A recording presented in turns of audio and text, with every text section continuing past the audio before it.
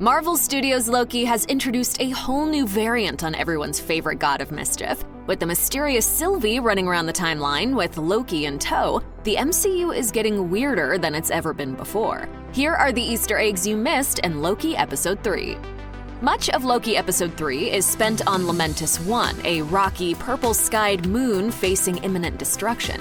The episode is even named after Lamentis, which has briefly appeared in Marvel Comics. Debuting in 2007's Annihilation Conquest Prologue number 1, it lies on the outskirts of Kree space. That appearance is basically just a mention, which means that for all intents and purposes, Lamentis 1 is basically a blank slate for the Marvel Cinematic Universe, a perfect spot for Loki to continue delving into its narrative mysteries, in other words. Loki and Sylvie arrive on Lamentis 1 after escaping from Ravonna and her Minutemen following a skirmish outside the elevator doors leading to the Timekeepers. They land on the moon in 2077, 12 hours before it's set to collide with its planet, an inconvenient apocalypse for them to hide in, but with their tempad low on juice, this odd couple of Lokis is forced to make the best of a bad situation.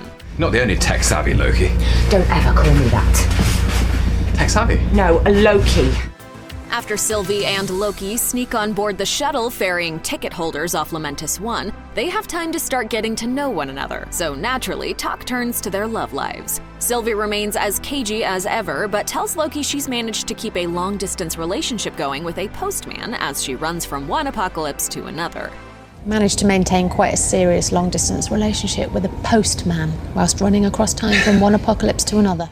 At first, this sounds like a joke, as if she could maintain any kind of relationship given her current life path. But as it turns out, there's more than one postman of note in Marvel Comics that fans may know about. First appearing in 2002's Morlocks number 1, Postman, aka David, is a mutant who lost control of his powers and accidentally wiped his wife's mind. He seeks refuge with the Morlocks based in Chicago and eventually becomes their leader. Postman ends up losing his mutant abilities thanks to the Scarlet Witch, whose No More Mutants decree in 2005's House of M number 7 wipes the mutant gene from the vast majority of its carriers. Of course, Sylvie and Postman don't appear to have a clear connection in the comics, so we'd say put a pin in this one. It's not necessarily a hint that the Postman character is coming, but across the movies and TV shows of Phase 4, the MCU is clearly setting up something, and it'll be hard to know what were real hints and what were just coincidences until the series lays all its cards on the table. Multiverse? Mutants? Who knows?